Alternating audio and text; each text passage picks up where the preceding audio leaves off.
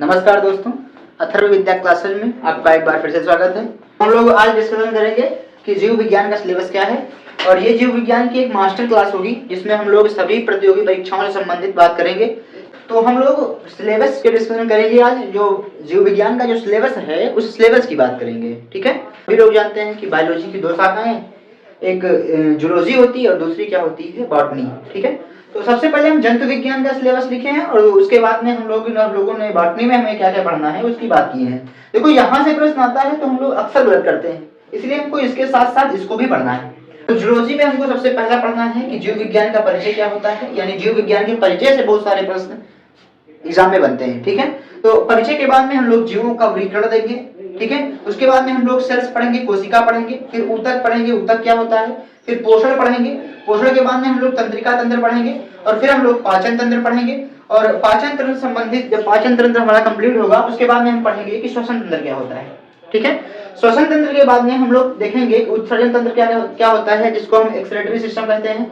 10वां topic है परिसंचरण तंत्र, जिसको हम ब्लड सर्कुलेटरी सिस्टम कहते हैं, ठीक है। इसको कंकाल तंत्र को हम लोग स्क्लेटल सिस्टम कहते हैं। अंतःस्रावी तंत्र जिसको हम लोग एंडोक्राइन ग्लैंड या एंडोक्राइन सिस्टम कहते हैं। तो अंतः श्वसन पढ़ेंगे और अंतः श्वसन पढ़ने के बाद में अंतःस्रावी तंत्र पढ़ने के बाद में हम लोग प्रजनन तंत्र पढ़ेंगे।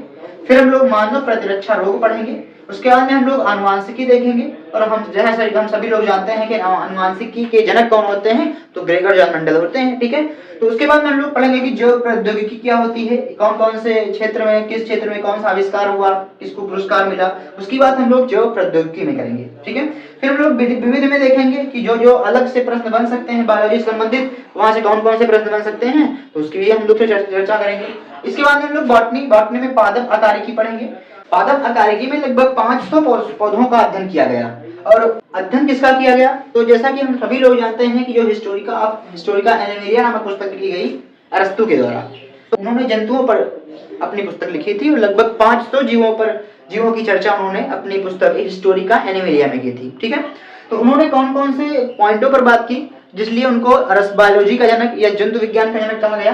तो जो अरस्तु हुए हैं जूलॉजी के, जिनको जनक कहा गया है, इन्होंने जो जीव होते हैं उनकी बाहरी संरचना का अध्ययन किया, उनकी आंतरिक संरचना का अध्ययन किया और उनके अंग जो होते हैं वो किस प्रकार से काम करते हैं इसका अध्ययन किया। लेकिन जो पुस्तक लिखी गई हिस्टोरिका प्लांटेरम, उसमें 500 पौधों का अध्ययन किया गया और उन 500 पौधों के बारे में केवल उनके बाह्य संरचना यानी पादप आकारिकी का अध्ययन किया गया।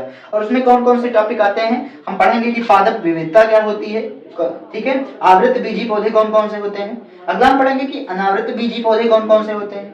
आगे बढ़ेंगे हम लोग कि पादप के कौन कौन से भाग हैं, जड़, तना, पत्ती, इनकी हम लोग विस्तृत व्याख्या के साथ चर्चा करेंगे। इसके बाद में अनुकूलन क्या होता है, अनुकूलन के बाद में पादपों में पारिस्थितिकी क्या होती है, यही हम प्रकाश संश्लेषण से संबंधित जो बातें हैं वो करेंगे।